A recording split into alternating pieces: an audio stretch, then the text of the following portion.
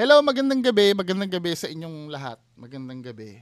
So, bago tayo mag-start ng reaction video natin, meron lang akong babasahing comment. Nagustuhan ko itong comment na to eh. Nagustuhan ko to. Ito ay galing sa isang matalinong tao na nag-comment. Although na medyo bangga doon sa trip ko. Pero hindi ko siya matutulan na tama yung sinabi niya.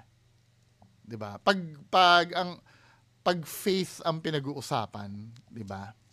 So ito 'yon mga kababayan ko, no. Ito. Sabi ni Sir, paki-correct na lang ako kung sir or ma'am ka. Ma'am ka ba, sir or ma'am? Ang sabi ni Just Curious, ano po ba ang pinaka-purpose ni Bungo TV? It is forbidden to talk with the deads. Sabi niya ganon. Kung may fake, wag mo na silang turuan maging legit based sa definition mo. Kasi delikado na yon pag tinotoo nila. Wala dapat susuportahan mga fake or legit. Kasi forbidden ang ginagawa nila. Wala dapat ipaglaban sa both sides. Pwede gawing katatawanan pero wag na pilitin maging legit mga fake at turuan pa gumamit ng legit forbidden tools para makausap mga patay. Pagtawanan kong fake at wag na pilitin gumamit ng legit tools. Kapag legit naman, based sa tingin ni Bungo TV Remind, na bawal yon. I-remind ko daw na bawal yon. Sinasabi ko naman yan. Sinasabi ko naman yan na bawal naman talaga. 'Di ba? Biblically speaking. May mga purpose yun kaysa pilitin maging legit, ang legit fake, ayon sa paniniwala ni Bungo. Entertaining na sana yung part na pinagtatawanan lang ang kalokohan ng fakes because that's the purpose, to entertain. Pero wag na pilitin gumamit na legit tools, naging e-entertain na nga. Anang e-entertain na nga sila, gagawin mo pang delikado ginagawa nila, baka gayahin pa. Yes, naiintindihan ko yung concern nito ni Sir. 'Di ba? Ni Sir or Ma'am, si Just Curious. Valid naman itong sinabi niya. Kaya lang ito yung may comment ako sa iyo dito eh. 'Di ba? Ang sabi ko sa iyo dito, I totally agree sa iyo. Totoo 'yon. Agree ako. Pero paano natin nasabi, ano yung basis mo na forbidden yang mag-talk sa dead? Talk and text. Kumausap sa dead. Ano ba ang basis mo? Ang basis mo ay, I'm so sure, basis mo, Bible, tama. Yan na madalas kong ginagamit eh. Bible eh, no? Kung ang basis mo ay Bible, unfair naman na pagbawalan mo lahat ng tao kasi yan ay faith mo lang naman yan. 'Di ba? Ako nga kahit sinasabi ko dito na bawal sa Bible yan eh. Siyempre may sariling faith din yung ibang tao. Ako, pagkalat ko dito, gusto nyo magdebate tayo. Ang dami kong pwedeng i-debate laban sa mga Katoliko. 'Di ba? Bawal ang doktrina ng rosary. Oh. Aawayin nyo ko noon. Para sa inyo, ano yun? Pwede yun. Pero kung tutuusin, ito trivia na nga lang ito nga, binago ng Katoliko yung yung nasusulat. Wag mo offend bibigyan ko lang kayo ng example. Sa ang dating Biblia,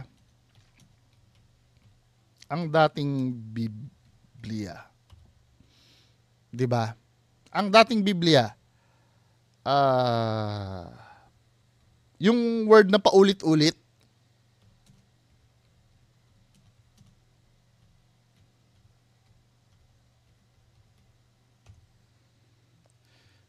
ang sabi dito, ang translation na to ay King James Version. Yung ang dating Biblia. Ang King James Version kasi, ito yung isa sa mga unang translation ng Bible na kumbaga wala siyang influence ng ibang religion. Ito yung pinaka-vanilla na Bible. 'Di ba? Ang nakalagay dito, at sa pananalangin ay wag niyong gagamitin ang walang kabuluhang paulit-ulit na gaya ng ginagawa ng mga Hentil sapagkat iniisip nila nilang dahil sa kanilang maraming kasasalita ididinggin sila. Paano mo nasasabing ito prangkahan tayo, paano mo nasabi walang kabuluhang paulit-ulit? Yung halimbawa may problem ka, may parating na bagyo.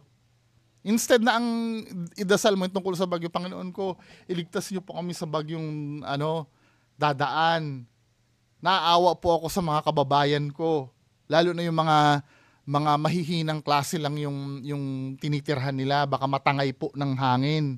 Specific yung dasal. Pero kung parating ang bagyo, abagi noong Maria, parang walang sense men eh. Tama?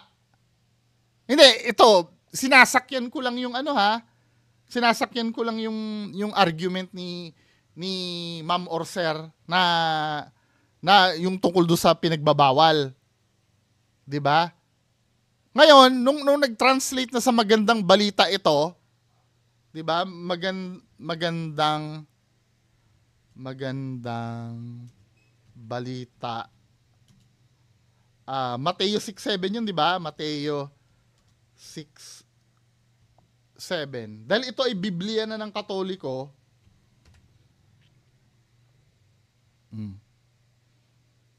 Magandang balita Biblia. Ang sabi naman dito, sa panalangin ninyo ay huwag kayong gagamit ng maraming salita na walang kabulan. Biglang napalitan na siya ng maraming salita. Doon nga sa nakalagay na dito, sa pananalangin nyo, huwag na kayong gagamit ng maraming salita. Doon sa unang salin, ang sabi, walang kabuluhang paulit-ulit. Diba?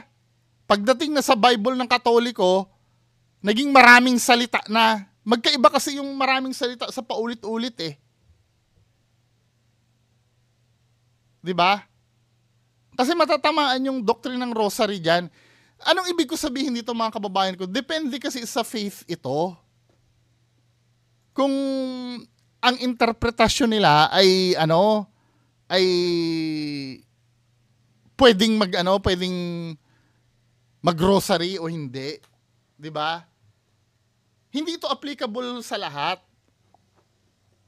Pwede applicable sa lahat ng naniniwala sa Bible. Paano ko yung iba? Hindu, yung ghost hunter. Kasi sa Hindu, may practice sila doon na mag-communicate sa dead eh. Pagbabawalan mo yun, sino ka? May authority ka ba sa kanila? Unfair ito. Pero agree naman ako dito sa dahil naniniwala din naman ako doon sa source mo. 'Di ba? Ang sasabihin mo naman, bakit ikaw bungo ginagamitan mo ng Bible verse yung mga manggagamot, yung tungkol sa pagpapabayad. Yun naman kasi mga kababayan ko, specific naman talaga yon. Kasi ang dinideklara ng mga manggagamot, galing daw sa Diyos yung yung power nila. Hindi naman sila under ng kahit anong religion eh. Maybe sila ay Katoliko, pero hindi naman sila nire-representahan ng Katoliko eh. 'Di ba? May mga albularyo na may mga rebulto ni Mama Mary, ni Jesus Christ. Pero hindi naman sila otorisado ng Katoliko na oy magpagamot kayo diyan sa albularyo. Hindi naman nagaganon ng ang Katoliko eh. 'Di ba? So may ang gagamitin ko talaga doon kung dinideklara nilang galing sa Diyos yung nila, Bible ang gagamitin ko talaga doon. Pero kung ang sasabihin ng albularyo, itong power ko ay galing sa Diyos ng araw. O kung sino man yung kung anong religion man yun na pinanggagaling. Or galing sa alien. Ang kapangyarihan ko manggamot. Hindi ko pwedeng gamitin ng Bible sa kanya. 'Di ba? Kasi iba na yung pinanggalingan niya eh. Pero as long as ginagamit nila ang Diyos doon, gagamitin ko ang Bible laban sa kanila. Now, pagdating naman kasi dito sa inuulit ko uli agree naman ako dito. Kaya lang syempre, katulad ng sinabi ko, kahit nga yung pagsamba sa kahoy na Diyos, bawal din yun. Pero kaya lang, pinalulusot ko na rin kasi, yun eh, faith ng Catholic yun eh. 'Di ba? Yun lang naman.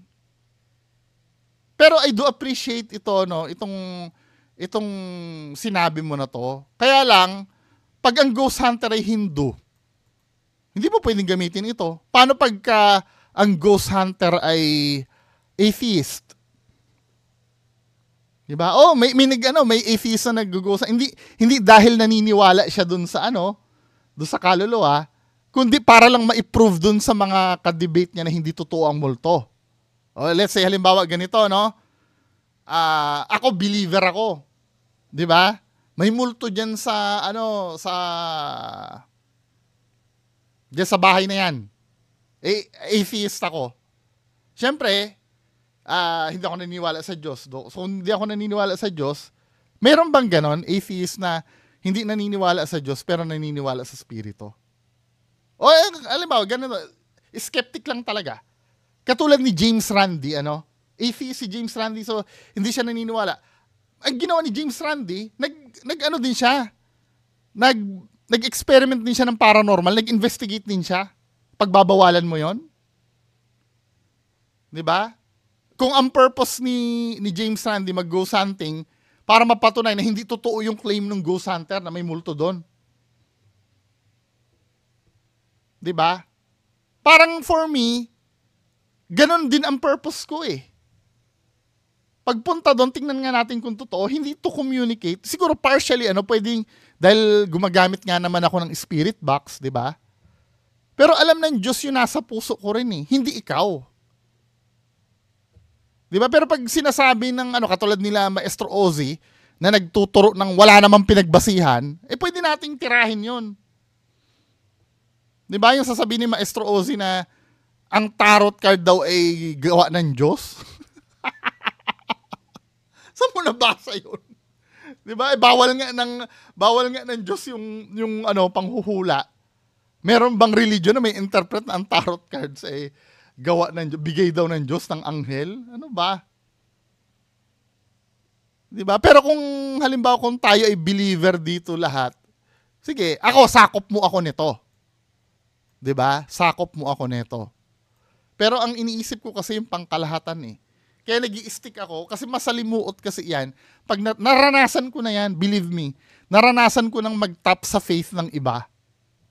Hindi ko kinaya kasi minsan may talagang nagmamatigas talaga sila na So, dahil ganon, na lang tayo dun sa pinaka main objective.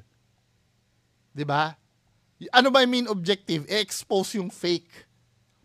At i-identify kung alin dun yung totoo sa fake. 'Di ba mga men? Kasi yung fake na yan, pagka nameke ka, sa batas ng tao, sakop. Hindi ko sinasabi mas makapangyarihan ng batas ng tao kaysa sa batas ng Diyos. Pero sa batas ng tao, Muslim ka, sakop ka noon eh. 'Di ba? Pag sinabing bomb jokes, bawal. Muslim ka, Hindu ka, pwede ka maparusahan doon. Parang dito lang natin mapapatunayan yung mga fake eh. Kasi nga sa batas, under Article 318, 'di ba, bawal ang mga fake ghost hunters. Pero yung pag-ghost hunting mismo, wala naman nagbabawal dun eh. Sa batas ng tao. 'Di ba? Panghuhula din, ganun din. Nagiging bawal na lang ang panghuhula kapag involved na yung pera. Kasi under Article 318, 'di ba? Ganito. Sana ba 'yon?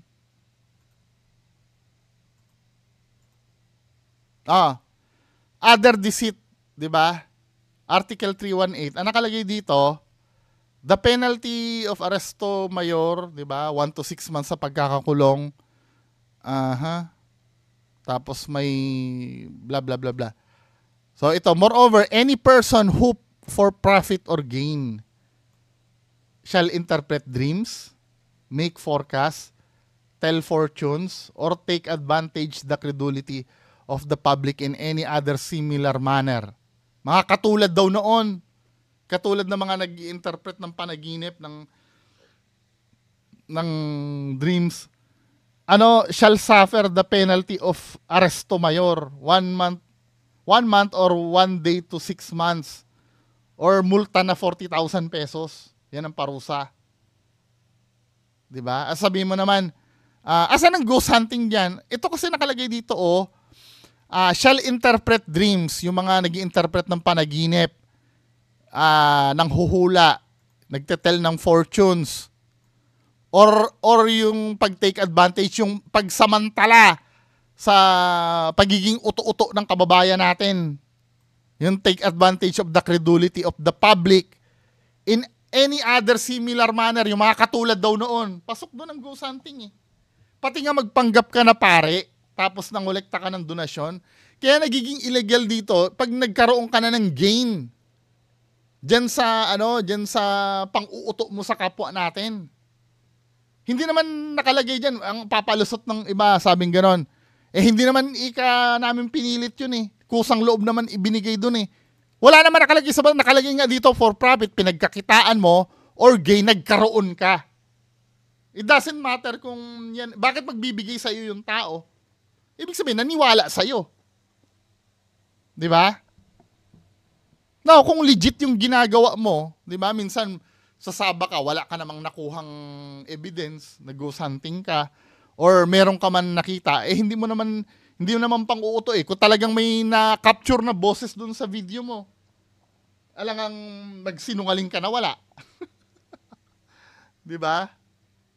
Hindi ka naman naniningil.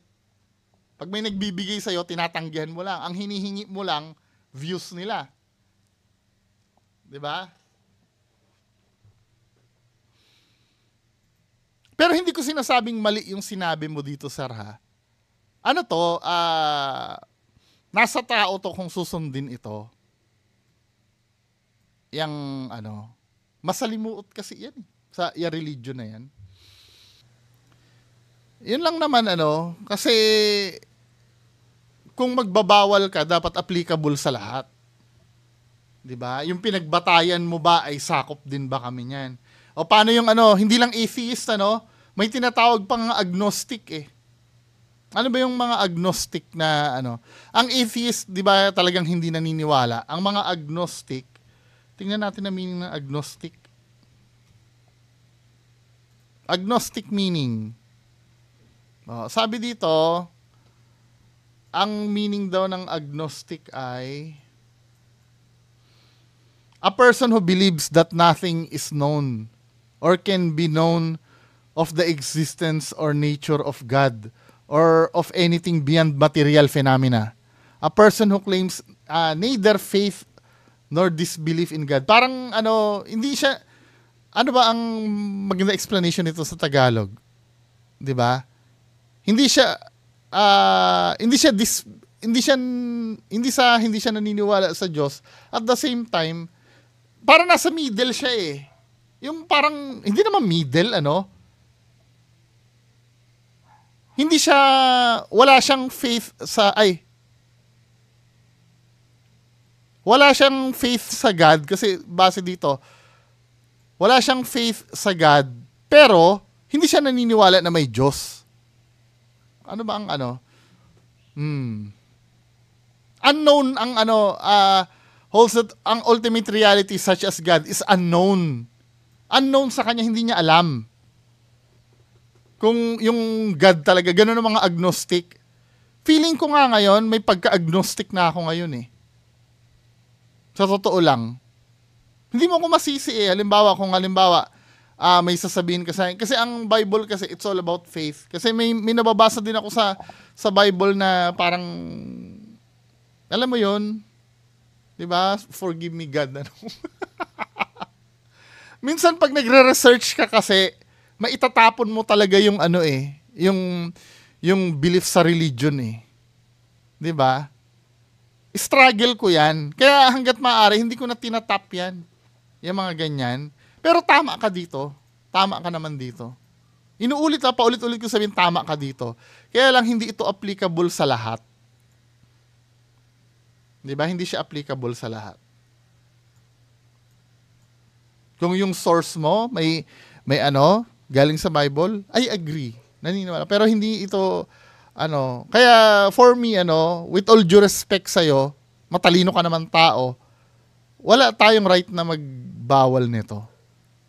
Unless na lang kung idideklara ko dito, hindi, ayon sa Biblia, pwede kang kumausap sa patay. Yung pwede mo kong tirahin doon, nakalagay nga sa Bible, bawal eh. 'Di ba? Pag may diniklara akong ganun. Kaya napapansin nyo, ginagamit ko lang ang Bible kapag ang tao ay nagdideklara ng mga bagay pag ginagamit ang Diyos. Pero pag hindi naman galing Diyos yung power nila, let's say, galing duwende yung power nila, kaya sila nagpapagaling, hindi ko naman ginagamitan ng, ng talata ng Bible. Dahil iba yung source ng nila ng power nila Tapos ako tatanungin mo naman, alam mo naman palang bawal, ginagawa mo. Kaya lang, 'di ba? Part kasi ng pagiging human din natin 'yan eh. Minsan nga kahit pagbawalan ka ng nanay mo lumabas ng bahay, gagawin mo pa rin dahil may may sarili kang may sarili kang lakad 'Di ba?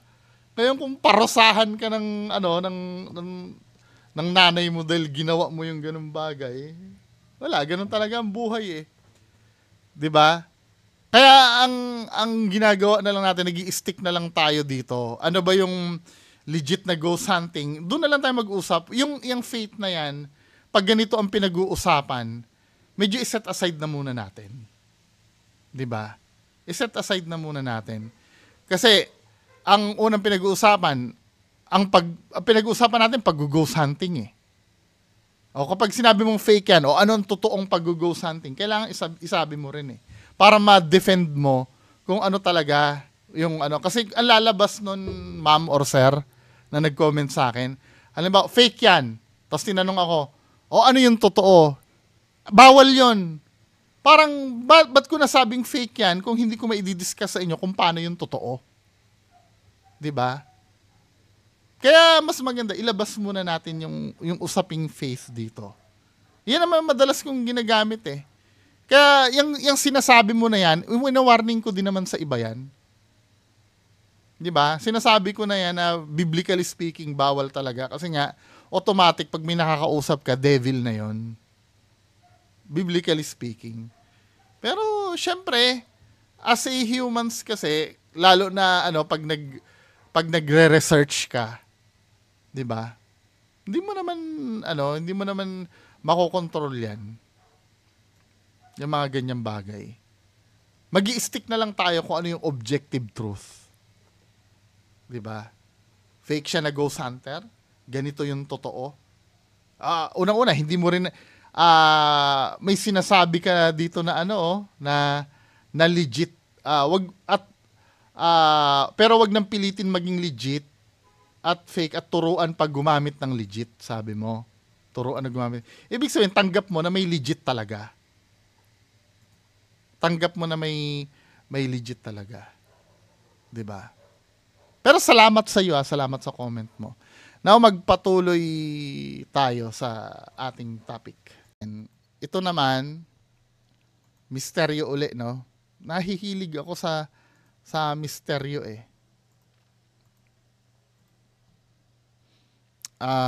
kaluluwang ligaw sa Manila City Hall.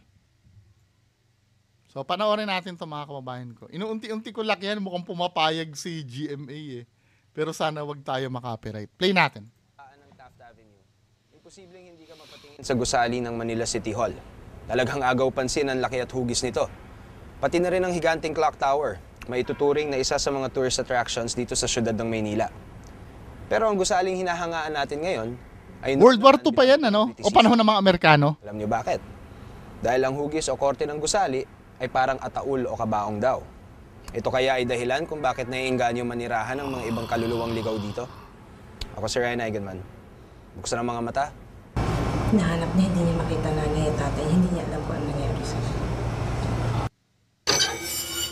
Talasan ng pandinig. Ayan na naman Palawakin ang isip. Grabe yan Ayan, no? Kunan mo. Ay, may siya Dahil ang mundo, May bakas ng kamay. misteryo.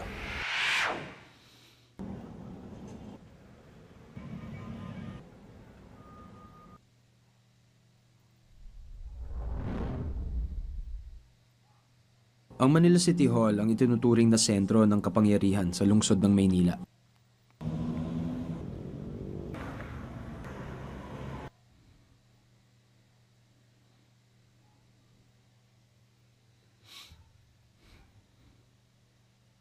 Ito yung luklukan ng kapangyarihang lokal dito sa Maynila. Ang city government na lokal, para ring national yan. No? Meron kaming Department of Health, meron kaming Manila Tourism, City Trial Courts dito. May mga opisina yung mga iba't ibang mga piskal. Kaya alam ng mga tiga Manila na kung meron silang kailangang mga serbisyo, ilapit dun sa kanilang mga iba't ibang counselor at mga kinatawan, dito nila magagawa yon. Maituturing din daw ito na pinakasikat na landmark ng syudad. Pag nakakakita ka ng isang retrato na may bell tower. Sino pa kaya mayor nung time na yan, no? Taong 1904 nang itinayo ang Manila City Hall. Ganda ng building, no? Ginawa raw itong garrison ng mga sundalong Hapon noong sakupin nila ang Pilipinas. Kaya naman isa ito sa mga gusaling nasira noong World War II. Malaki talaga history ng ano. These were reconstructed after the war through, I think, funds given by the United States government. After all, they were the ones who constructed all these buildings. And the Taft Avenue was like showcase of American architecture. Ganda naman kasi talaga, no? Pero hindi lahat ay may magigiliw na kwento tungkol sa kilalang gusaling ito. Taong 1949 nang magsimulang manilbihan si Lolo Julio bilang messenger sa Manila City Hall. Tanda na, no? Siguro patay na to si Lolo ngayon, no? Malinaw pa raw sa kanya ang mga alaala ng mga nakakakilabot na karanasan dito. Okay namin ganun, marami. Sa kanal, sa gilid ng kanal, gano'n. Okay namin, paala namin. Hindi kami makakain sa baho eh. Mga kirili yun, mga kwan. Mahinulin hapon. Mga patay. Kaya naman daw, sanay na siya na makarinig ng mga kwento ng kababalaghan tungkol sa lugar.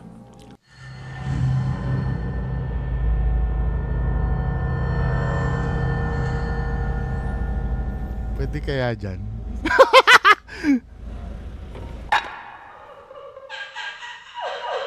Maraming beses na raw siyang nakakarinig ng pag-iyak ng babae sa kalagitnaan ng gabi.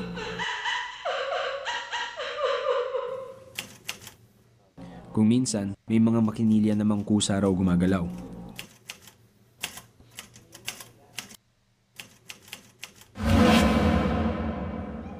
Gaya ni Poltergeist Lolo yun. Julio, makapanindig balahibo rin daw ang karanasan ni Nora na 6 na taon nang namamasukan dito bilang janitress. Araw na Sabado, naglilis ako, di ba?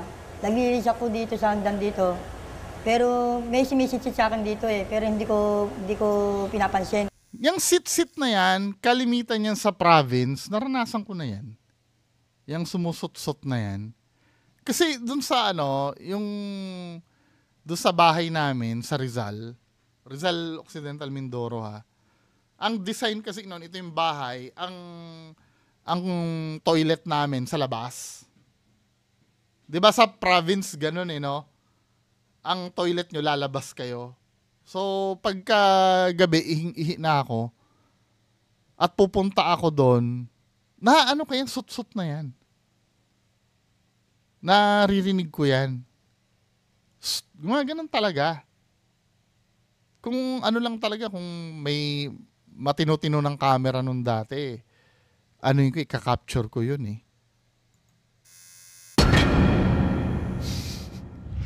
Panakot. Sa upper floor, yung nagwawalis ako, pag ganun ko, yung lalaki naka-barang Tagalog. Kasi ang daming dugo. Kumbaga sa ano, parang humingi sa akin ng tulong.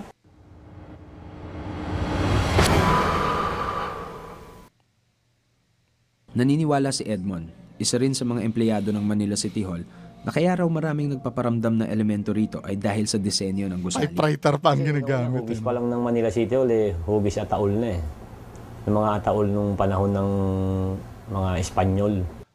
Wala naman sigurong kinalaman yung yung Kung hugis. titingnan raw kasi ang aerial view nito, makikita na hugis kabaong na may krus ang kabuuan ng gusali. Ito, sa opisina namin ito, ano rin to, kulungan din to nung araw ng hapon Nung panahon ng hapon. Ay siguro, yun yung mga kaluluwang hindi matahimik na humihingi pa rin ng hustisya hanggang sa ngayon. Skip na natin sa investigation Sa 4th floor, kung saan nakikita ang lalaking duguan, isa rin sa pinakakinatatakutan na lugar dito ay ang Clock Tower. Dito tayo. Ito si Stargazer. Ito, yan. Matanda. Hindi pa mga Ito for me, may credibility sa akin yan. I don't know ngayon kung obserbahan ko na yung ano niya ngayon. Pero nung napapanood ko before yan, may believe ako dyan. Hindi ko mahanap-hanap yung video niyan eh. Yung pagka tinatanong niya yung kandila, lumulundag-lundag. Napanood ko dati yan eh. Tulungan nyo nga ako hanapin yung video na yun, yung kay Stargazer.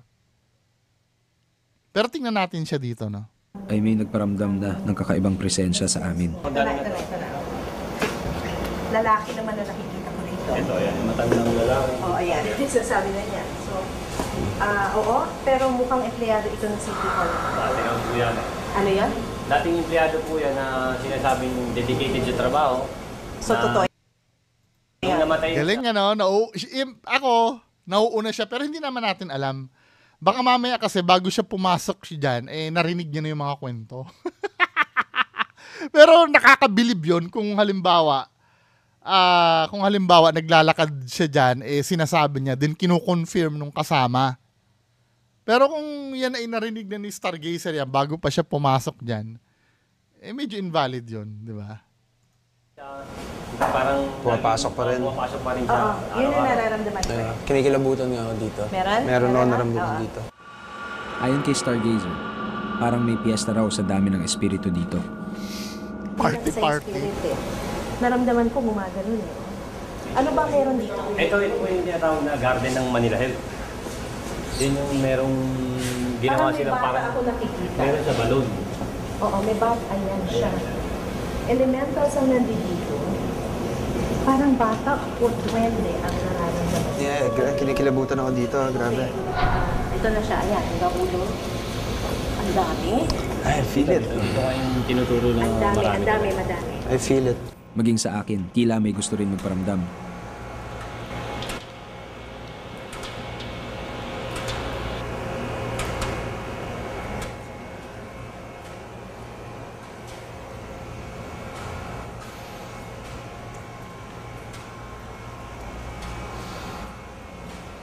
Feel something here also. May humawak sa likod mo. Kaya nga ako napatingin. Ayun, di ba nakita mo yung sa likod mo? Pero ayoko ng ganyan, yung binabalidate niya yung sarili niya. O di ba nakita mo yung ano? Parang nakikita ko sa ganyan si Jay Costura eh. Hindi, siguro para lang mapatunayan na effective yung ginagawa niya, no? Feel something here also. May humawak sa likod mo.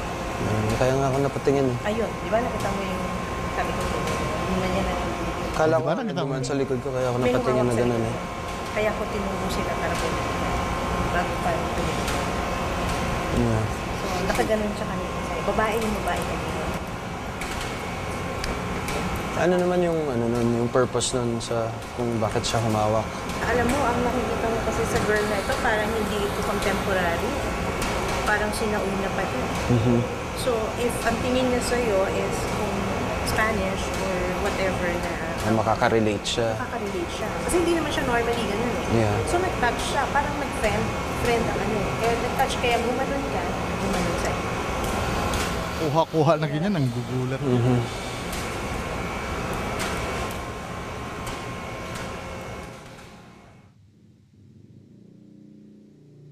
Sunod namin pinuntahan ang third floor ng Manila City Hall. Meron silang nakikita po dati dito. Kahit madalas yung tinatawag nila babaeng itim. Nakaganon siya. Parang berong itim. Basta itim na babae. Wala, nauuna yung magkwento yung ano eh. Huwag mo na magkwento. Pinuntahan din namin ang opisina ng City Trial Courts na ayon sa mga kwento, may batang nagpapakita di umano. Hindi kaya yung sinasabi mo kaninang bata.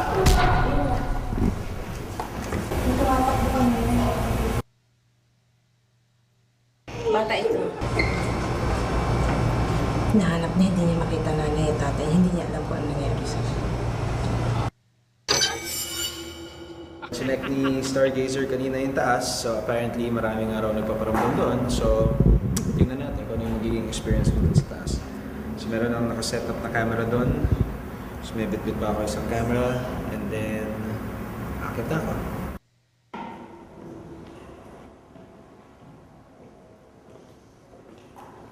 Tapang ni Ryan Eigenman.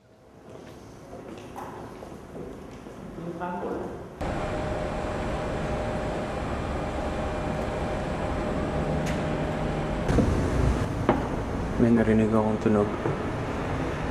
Parang may naglalakad dito sa taas.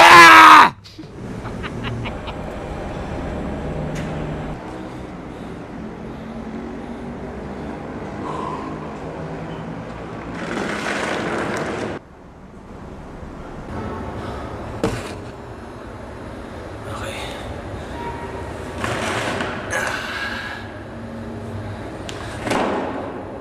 Nung una, medyo nagulat ako dun sa parang sa gears ng clock.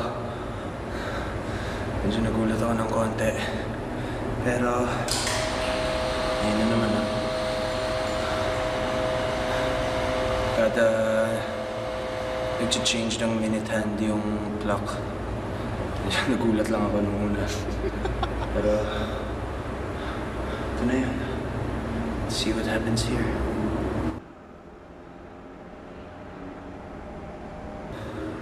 Tahimik, madilim, walang pumapasok na hangin. Ito ang tagpong bubunuin ko sa tuktok ng clock tower ng Manila City Hall. Bawat patak ng minuto, tila iba't ibang imahe ang pwedeng maglalaro sa isipan ng sinumang magtatagal dito.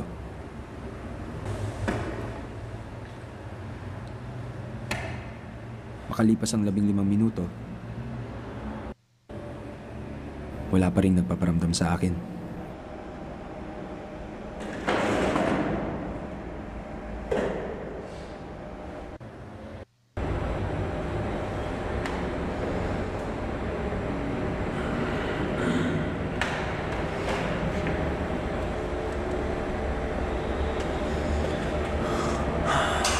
Nag-lowbat na yung isang camera, so bababa na ako. Wala naman na naramdaman dito. Oh well, iwan ko lang nag-roll yung camera. Baka may makuha pa.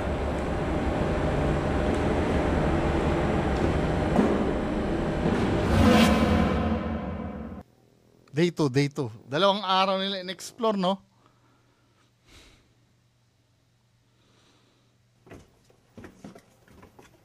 Dahil sa kawalan ng paranormal activity noong una naming subok, minabuti ng mystery team na balikan ang Manila City Hall kinabukasan, kasama muli ang spirit expert na si Stargazer at ang City Hall employee na si Edmond Pineda.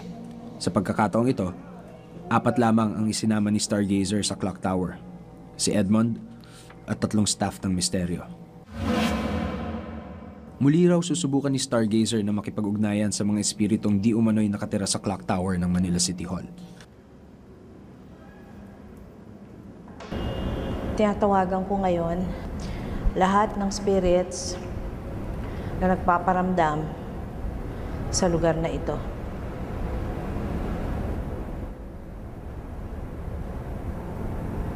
Magparamdam kayo. Sa obserbasyon ni Stargazer at ni Edmond, umpisa pa lamang ay tila iba na raw ang ihip ng hangin sa paligid. Ito na kaya ang tanda na nasa tabi-tabi lang ng hinahanap nilang mga nilalang? Sa likod niya, sa likod niya, sa likod niya. Ano, Edmond, nararamdaman mo? Parang may umaano sa bata ko. May nakahawak sa yung babae. Mabigat yung balikat. Hindi kasi sinabi kasi ni Stargazer, sa likod niya, then tatanungin niya, anong naano mo sa likod mo? Malamang, syempre, may sasabihin na di ba? Parang may dumidiin. Ano ba ang kailangan mo? Hinahanap daw niya yung sumalbahe sa kanya. Hindi, at least ito, hindi na kailangan ng spirit of the glass. Direkta ng sinasabi.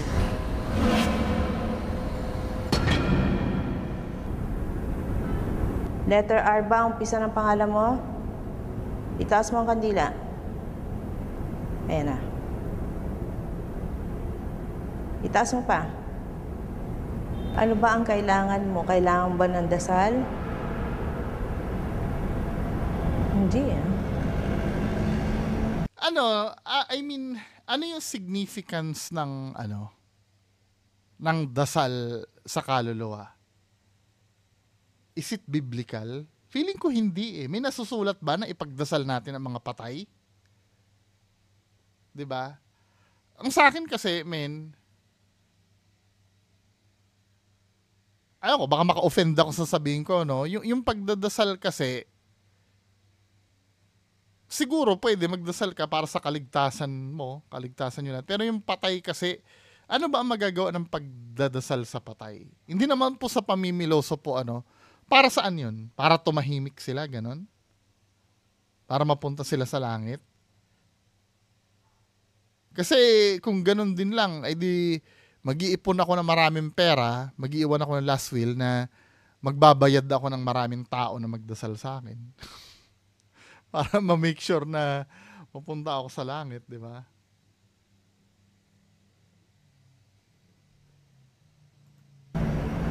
Magparamdam kayo. Kung ayaw ninyong mataboy dito, magparamdam kayo. May umakyat sa hagdan. Mahigit sa 10 ito.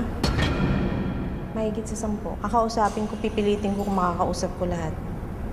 Maaring umiling lang sa inyo para matulungan kayo at hindi ko kayo magawa ng makakasama sa inyo.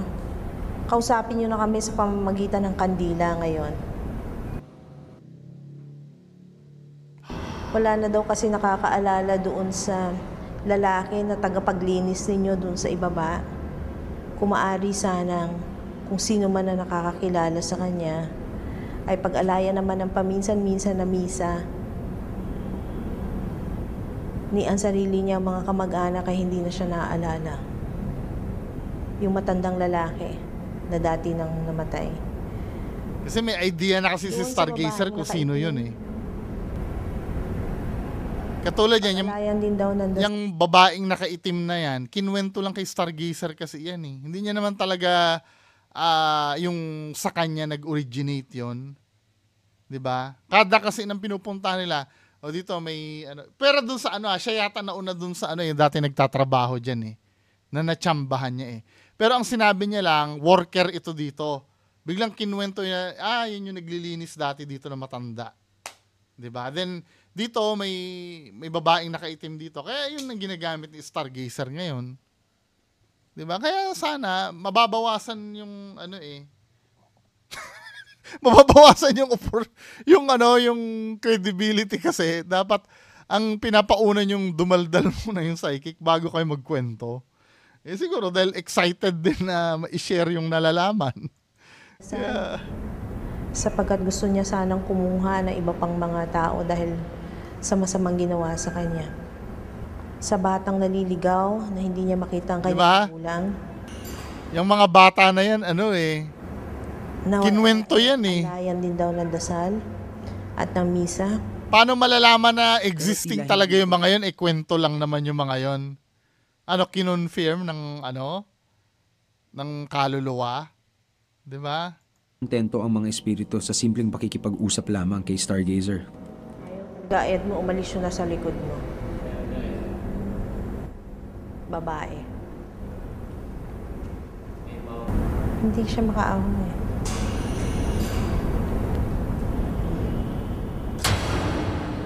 Grabe yan eh. Ayan no? Kunan mo. Sabi ko na nga. Ayan, Oo nga no? Ayan no? Di ba sabi ko may humawak sa kamay ko? Kasi yun eh.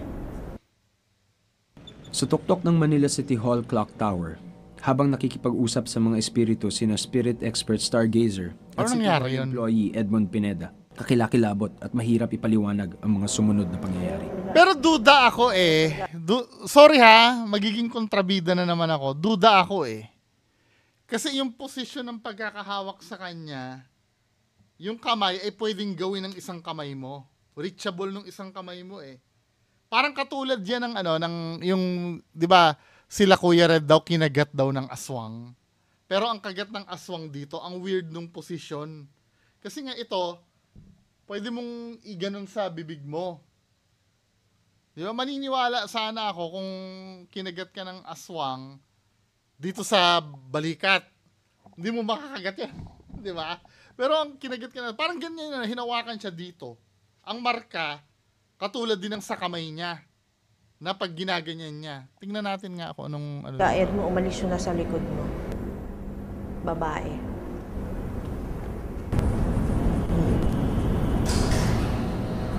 Parang fingerprints. Grabe yan eh. Nagulat ako, sabi ko, Madam, may humawak sa akin sa braso ko. Hindi ko alam na may fingerprints siya. Nagulat na lang din ako nung kinunan yun Nakita ko nga sa liwanag. Kasi papaganon fingerprint. Baka ikaw lang yung nag-ano. Saka nakita mo naman yung tayo ng balahibo ko, unong-uno siya. Saka the way ka magkwento, talagang masyado mong hina-highlight yung nangyari. Nagagalit kayo sa akin. Hindi, feeling ko ikaw lang yun.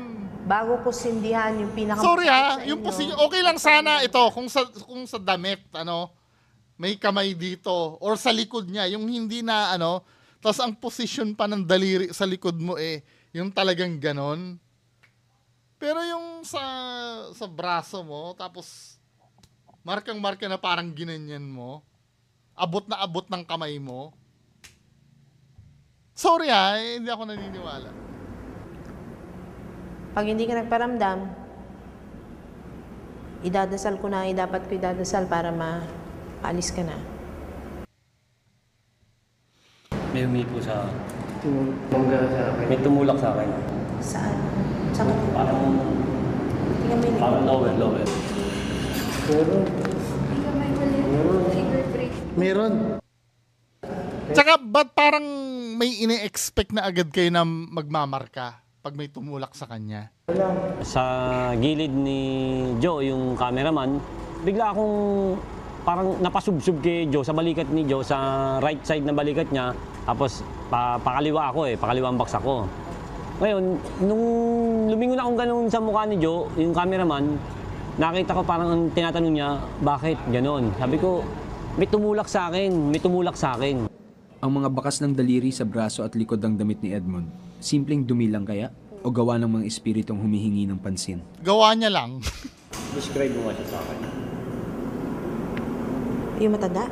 Oo, yung lalaki sabi mo na hindi na dinadalaw ng pamilya. Medyo mataba siya.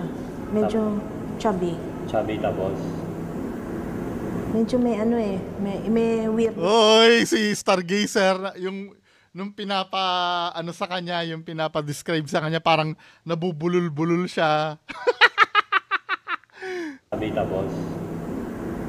Medyo may may weirdo sa kanyang paglakad. Oo, gano'n. Parang maliit lang siya, no? Maliit lang na lalaki. Pero Nauna kang nagsabing maliit Maliit lang siya lalaki. medyo may Kung maglakad siya parang ganyan. stoop. Wala, dinescribe mo na di ba? Yung islaw siya. Sino siya? Dinescribe mo naman Dapat hindi mo dinidescribe kung paano naglalakad. Sasakyan ni Stargazer yon. Diba? Bakit? Namatay siya siguro mga 5 Years ago? Cold reading ka na ni 5 years ago.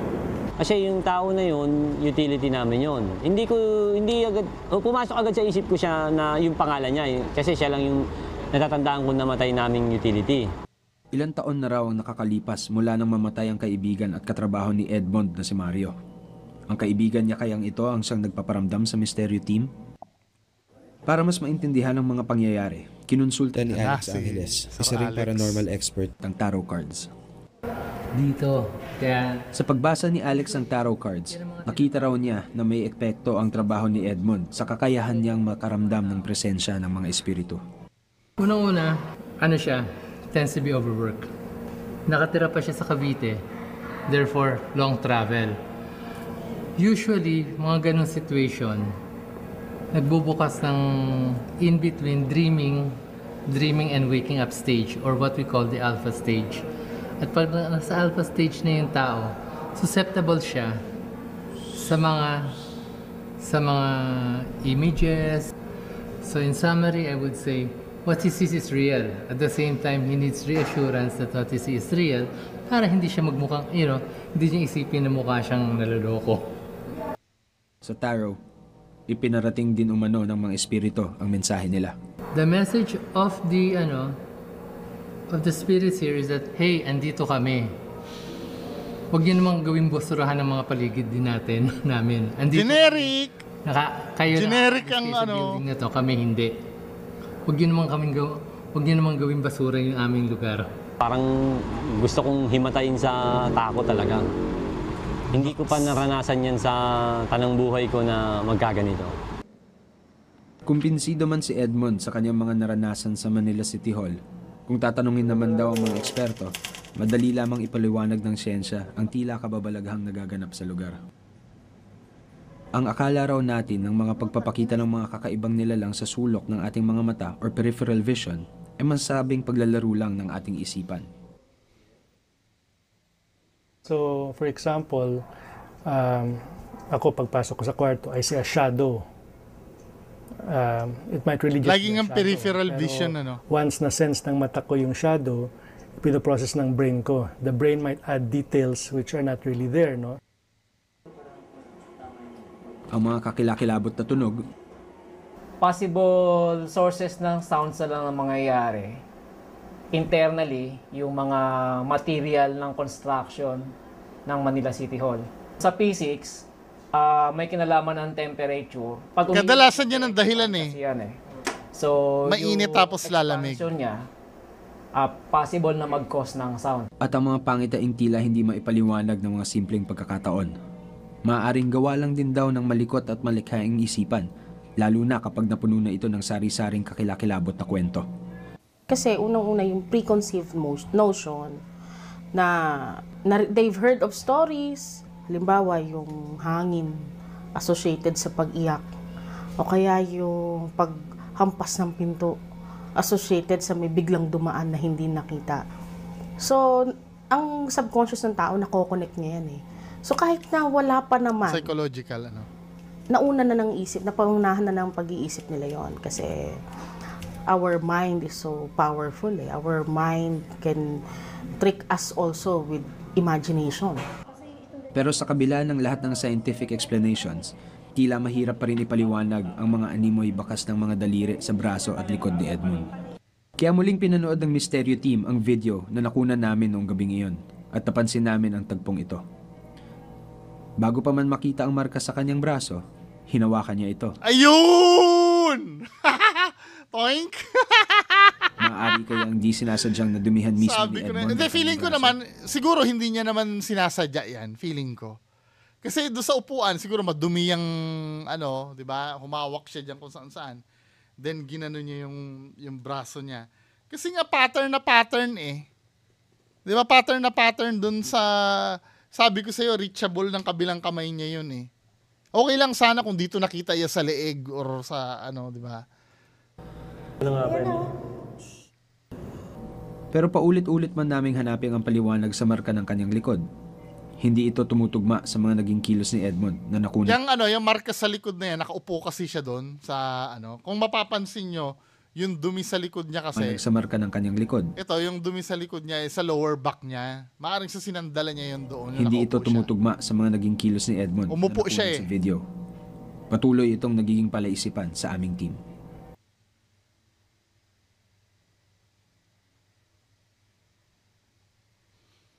May mga bagay at kaganapan na sadyang hindi may paliwanag. Pero hindi naman ibig sabihin na basta na lang tayo maniniwala sa mga haka-haka o kwento. Correct. 'Di ba? Hindi naman porkit sa hindi may paliwanag, paranormal na agad. Katulad ng mga ginagawa ng mga magician, 'di ba? May mga time na minsan nga nasisira na ang ulo ko sa yung mga street magician. Hindi ko alam kung paano nila ginagawa. Pero alam ko na hindi naman totoong magic yun. Illusion ang tawag doon, di ba? Sa akin lang talaga, magpatuloy na maging mapagmatsyag. Di ba? Pero, nasa sa inyo pa rin naman yan kung maniniwala kayo o hindi. Hindi ko kayo pipigilan. Yun lang po. Maraming salamat. Bye-bye.